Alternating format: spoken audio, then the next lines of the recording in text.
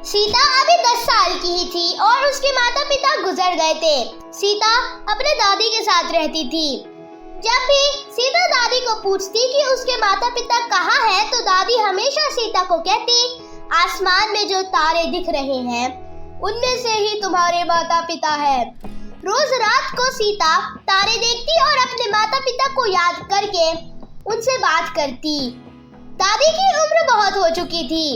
दादी को लगा कि उनके बाद सीता की देखभाल कौन करेगा, तो दादी ने सीता के चाचा चाची को बुलाया और उनसे कहा, बेटा, अब सीता की जिम्मेदारी तुम्हारे ऊपर है। मैं अब कुछ ही दिनों की मेहमान हूँ। उम्मीद करती हूँ कि तुम सीता की अच्छी से देखभाल करोगे। हाँ हाँ माँ, हम सीता की अच्छे से देखभाल करेंगे। और दादी सीता को उसके चाचा चाची के साथ भेज देते हैं। अब सीता के चाचा चाची के घर चली जाती है। अब चाची उससे बहुत काम कराती है और उसको कहती है, अगर तुमने अपने चाचा को कुछ भी बोला तो कल से तुम्हें और भी ज्यादा काम करना पड़ेगा। अब सीता बहुत दुखी हो जाती है और अपने माता पिता को याद करती है। सीता बहुत रोती है, लेकिन चाची को सीता पर बिल्कुल भी दया नहीं आती। एक दिन रात को सीता बाहर बैठकर तारों को देख रही थी। उस दिन आसमान में एक ही तारा था और जब सीता उस तारे को देखती है तो सीता को लगता है कि जैसे उस तारे में से सीता की माँ बात कर रही है। और अचानक वो तारा जमीन पर आ जाता है और उसकी माँ का रूप ले लेता है। माँ, आप? हाँ बेटा, मैं। आप यहाँ कैसे आई माँ? और पिताजी कहाँ हैं? आप लोग मुझे छोड़कर क्यों चले गए? बेटा, हम कहीं नहीं गए, हम यही हैं तुम्हारे पास। अब मैं आपको कहीं जाने नहीं दूंगी, आप मेरे ही पास रहोगे। नहीं बेटा, मैं तुम्हारे पास नहीं रह सकती, लेकिन मैं तुमको ये सितारा देकर जा रही हूँ। ये तुम्हारी हमेशा रक्षा करेगा।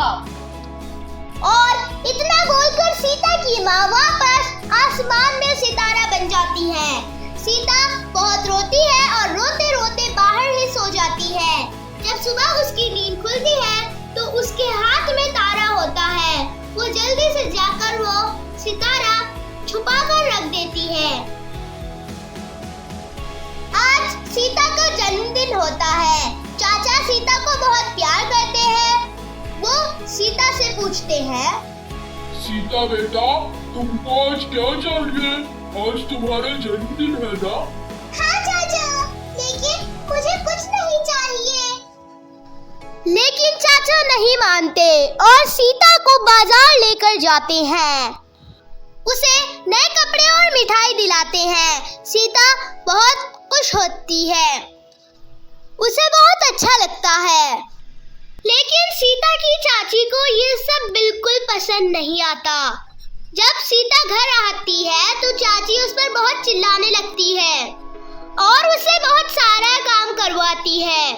अब चाची सीता के नए कपड़े जलाने लगती है, लेकिन जैसे ही चाची सीता के कपड़े जलाती, वैसे ही सितारे में से बहुत तेज आग निकलती है और चाची के कपड़े पर लग जाती है। चाची चिल्लाने लगते हैं, बचाओ बचाओ बचाओ। सीता आकर देखती है तो चाची के कपड़ों में आग लग गई होती है। सीता जल्दी से पानी लेकर आती है और आग बुझा देती है और चाची की बहुत सेवा करती है। ये सब देखकर चाची को अपनी गलती का एहसास होता है। वह सीता को कहते हैं, मुझे माफ कर दो बेटा, मैंने तुमको बहुत परेशान किया है। और सीता को अपने गले लगा लेती है। सीता को समझ आता है कि ये सब तारे का किया है। सीता रात को सितारे से कहती है, मुझे माँ से मिलना है। इतना कहते ही सीता की माँ सीता के सामने आ जाती है। क्या हुआ बेटा? माँ, आप ये सितारा ले लीजिए। इस सितारे की वजह से आज चाची को अपनी गलती का बात सुनकर माँ खुश होती है और उस सितारे को लेकर रख लेती है और सीता को बहुत सारा प्यार करती है और वहाँ से चली जाती है। अब घर में सब बहुत अच्छे से रहने लगते हैं। जैसा सीता की चाची करती है ऐसा किसी के साथ नहीं करना चाहिए, क्योंकि बुरे कर्मों का फल बुरा ही होता है, जैसा चाची के साथ हुआ।